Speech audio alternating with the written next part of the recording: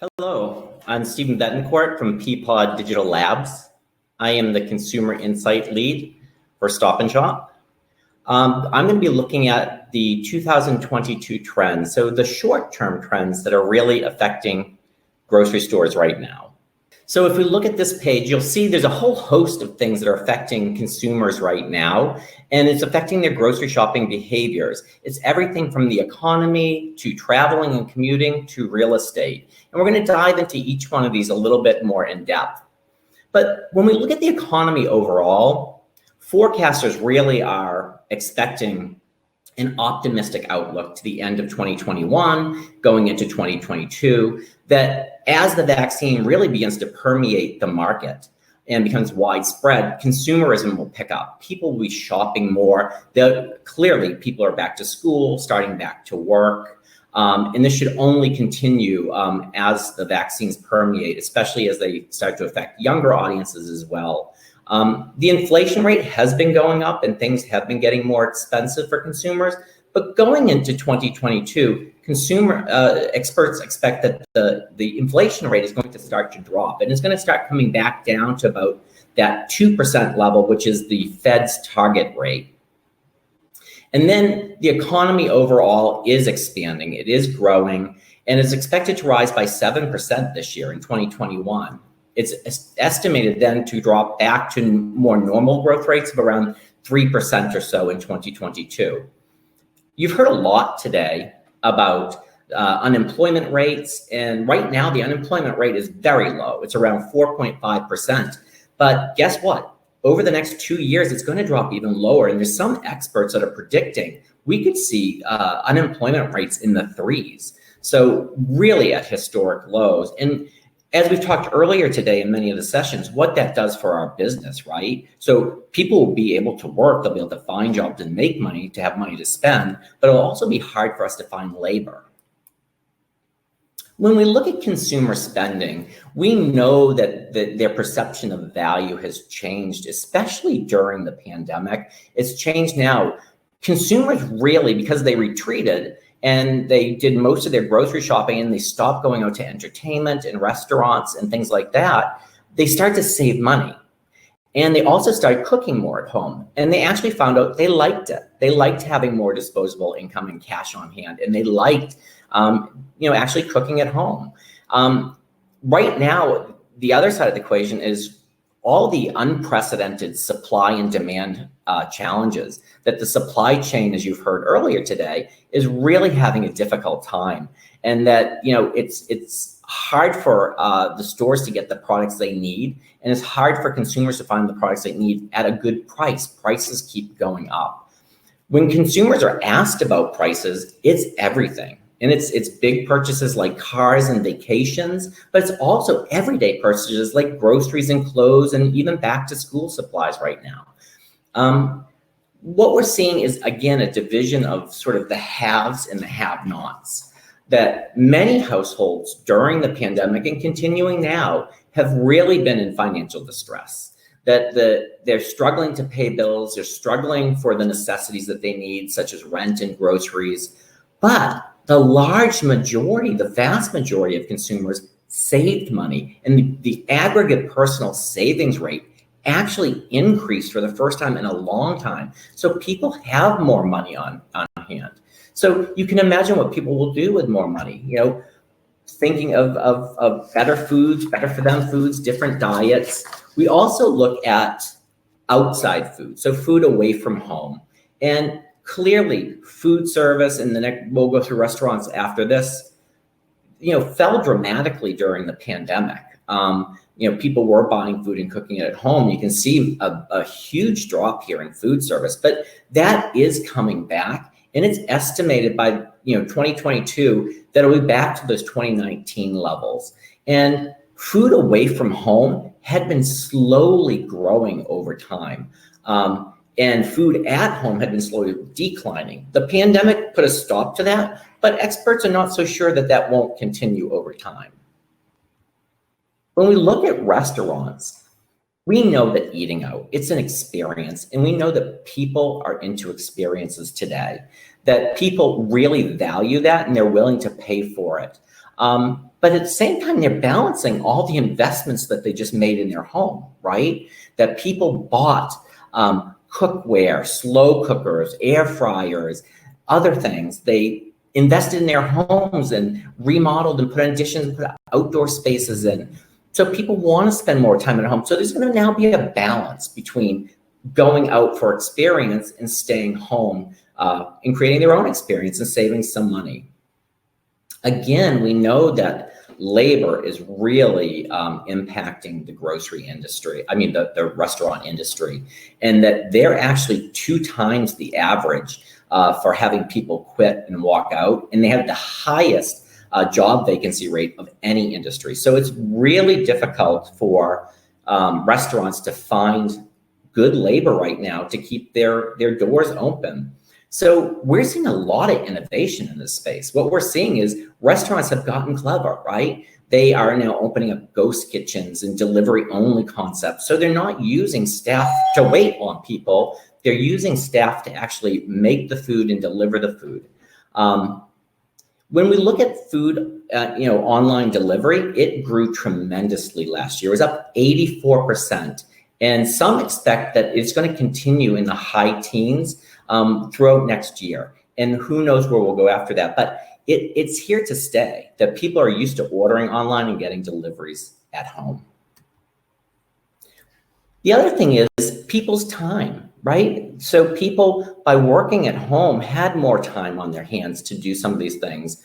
Right now, fewer than 3 in 10 white-collar positions are back in offices in most major cities. And based on recent survey results, you can see 3/4 of employees are projected to return sometime in January 2022. But again, that's still open depending on what happens with the pandemic and the different variants. And we know even as employees start to return to the office, it's not going to be what it was, that we're going to see the office sort of redefined, and even executives want this. So when their executives are surveyed about their offices, they're saying that they don't want to come back, and a hybrid approach might be what we're seeing more of. So people will probably have more time and work at home more often than they were before the pandemic. When we look at travel, travel serves a lot of purposes here. And of course, that took a major hit, and it is coming back gangbusters. I'm sure you've all seen reports on the news about people traveling. You probably know people who are traveling. We saw a huge increase in those who are going through the TSA checkpoints through airports, but it's still not to where we were in 2019. It's still roughly 30% below the 2019 levels. But the expectation is by the end of this year, especially around the holidays, going into 2022, that we're going to see those levels come back up to 2019 or maybe even higher because of pent-up demand. Another factor is around health and the emotional health and well-being that a vacation and a trip spark in people. This is another reason why I think they anticipate that travel is going to be so alluring to people as we move into 2022. Looking even closer in at the holiday season, all the experts are expecting that the holiday season spending should be at an all-time high. It's going to increase over prior years, and that it's going to be a balance, that people are going to want to celebrate and it's going to be a bit more indulgent, but also people are going to want to start to travel too for the holidays. I think the one thing the pandemic showed consumers is that family matters, and that many of them stayed within their immediate household during the pandemic, but now they want those multi-generational holidays back, and they know the importance of connecting. Next off, we have the health. Health has become so important, and health is so encompassing. It's everything from what you eat to your emotional well-being and how you feel. The brands that are focusing on health, especially emotional well-being, are the ones that are really starting to differentiate themselves. We know this is going to continue to be important as we move forward. It's an open dialogue now that the brands are having with consumers about emotional well-being and emotional health, as well as physical well-being and physical health. And we saw a lot of trends going into the pandemic around good gut health and the things that you were eating, but now we're seeing things around sleep support and things to reduce anxiety, the benefits all around of plant-based diets. So those are going to continue to be very important for consumers as we move through the end of the year and through 2022. And lastly, real estate. And if any of you have looked for a house recently, you know that the demand is way out performing the supply, and prices are through the roof. Also, a major shift during the pandemic of people leaving the cities and going out to more suburban areas. Experts don't expect this to last. And what they're seeing now is sales everywhere, whether it's in the city or whether it's out in the suburb, are all rising. And that will all level off over time. And they don't expect the real estate market to change even well into 2022, that it'll still be something that's very hot. So this is one of the last pages here. And this talks a bit about consumer behavior during the pandemic, and what are the things that consumers will probably have, stick around. So you can see 75% of people in the study said that they expected to keep some habits, and cooking at home more was the number one, and trying to spend less time in store. And this is for a couple of reasons. One, to limit their exposure to any kind of, variant. But at the same time, because I think they found more time in their day, right? That people were going to so many outlets and spending so much time in stores that this actually helped create more white space in their life. Over half are saying that they're going to continue to create more meals from scratch and spend more per trip. So when they do take a trip to the store, they're going to actually buy more items, which will allow them to shop less often. They probably will end up spending more on groceries overall than they had pre-pandemic, which of course comes from food service and restaurants and other places. So they'll be cooking at home more often. And then you can see there's a big price sensitivity. People are really looking for things that are on sale and to make a good value out of their shopping experience. And then this last one, 40% say that they're going to be shopping more online for groceries. So you can see there's so many things that are affecting the consumer as well as affecting the grocery store and how we react to it to make sure we stay relevant for consumers during this time period. There's also some long-term trends that had been going on in 2019 and 2020 that are continuing. And what we see is this balance between price and quality. Those are the differentiators, and those are what build an emotional connection with shoppers. So the retailers that are really connecting price and value and creating that equation are the ones that are winning. And what mattered before the pandemic was very different than what mattered during the pandemic, right? So before the pandemic, people were looking for, quality and quick meals, and now during the pandemic, they were just looking to stock up. They were looking for one retailer to do everything and get as much as they possibly could, have as much on hand as they could. But what we're seeing is those retailers who are offering everyday low prices appear to be better positioned long-term than some of the high-low retailers. That consumers want to know what to expect, and they want to take some of the work out of the process. We also are going to, as I mentioned earlier, going to continue to see the shift in consumer spending from restaurants to grocery stores. That will continue. And also really looking at some of the competitive advantages and disadvantages out there. And one of them right now is around assortment and relevance of assortment. So whether it be local or multicultural, the range of flavors and textures, consumers want a choice, and they want to taste new things and have new experiences. So those will be really important as well as we move forward.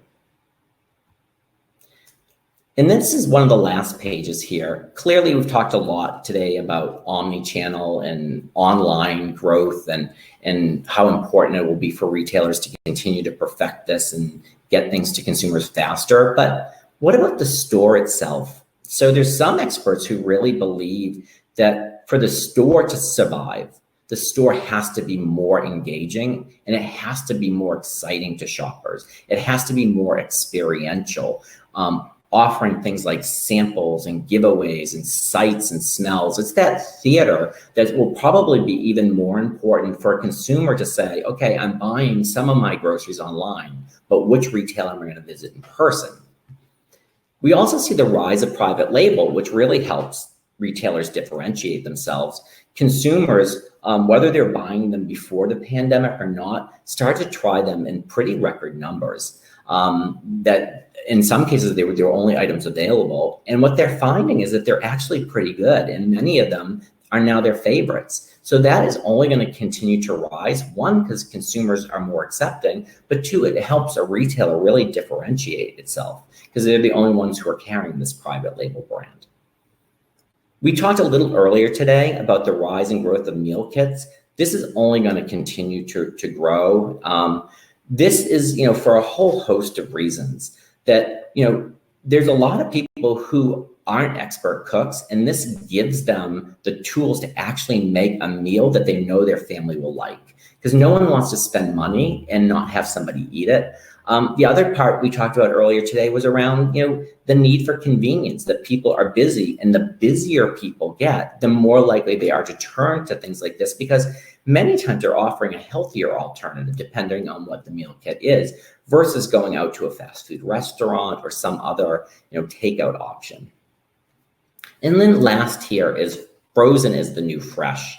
And I think as we've seen through the pandemic, where people want to stock up, it's really hard to stock up on a lot of the fresh perishables, especially in produce, because they don't last very long and you can't freeze them, they're hard to store. So if you buy frozen vegetables or frozen fruit, you can actually store these for a long time. And I think a lot of consumers found that they actually had the same or better nutritional value depending on how they were cooked and flash frozen and things like that. So it's really put this on the radar for especially younger shoppers who can also save a little bit of money by doing this.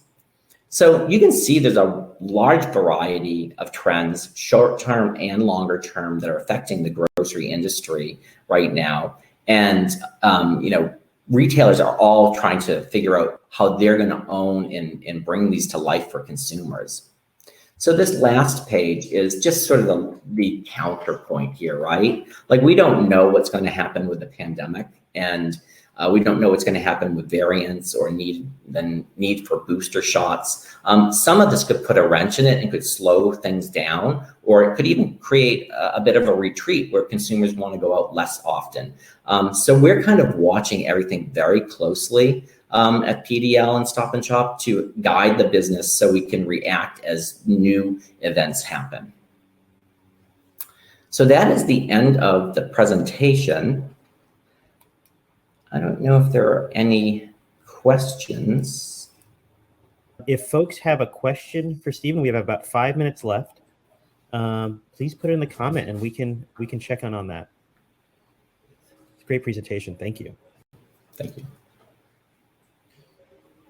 We have a few comments, people praising you.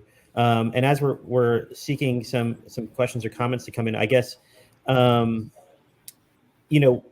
you pointed out that people are essentially looking for more of a one-stop shopping experience, so this probably means bigger grocery stores, right? Or bigger retailers. And, maybe more frozen, more consistency, private labels. What does that mean for the local maker, the emerging CPG product, and how we're bringing in new products, or localizing our experiences? Yeah, there's always a demand for local product and new product. Consumers really are on the lookout for those now. There's a growing awareness of it. Anything that's local or multicultural, anything that has a story with it, consumers are really responding to. And it makes it feel like it's part of the community, right? And getting the right product assortment for the right people shopping within the store. So it's really important. For sure. Awesome. Well, thank you. And CM Calvin just said, you mentioned the word people looking for retreat time. What do you think that means? Yeah, absolutely. So I think this has been a very stressful period of time for people. And it doesn't matter what industry you worked in, it was unprecedented for people, right? And I think emotional well-being is very important. And I think people are looking for sort of a retreat, an indulgence, a time to relax and actually, get back to themselves. I think within the grocery industry, things that bring together families, things that help them celebrate, are very important. And so do you see certain experiences coming about, new in those free spaces that you might have, like redesigning that store to create that experience? Yeah. Well, that is a long-term process to create those experiences in those spaces. But yeah, I think that one of the things we know about grocery shopping traditionally is that it's a chore and it's hectic, and that people want it to be calming and easier for them to do. They want us to take the work out of it, right? And for some people, it's actually an oasis, right? They can lose themselves and be by themselves and shop through the store. So the more experiences that we can put in to help people relax and enjoy it and make it easy, I think the better. Definitely. I know my wife loves the idea of leaving the house and being away for the kids for a couple hours. So, well, Stephen, this is fantastic. Really appreciate your thoughts and your presentation. A lot of other people do too. And so we really appreciate it and cherish this session here at Seed Live.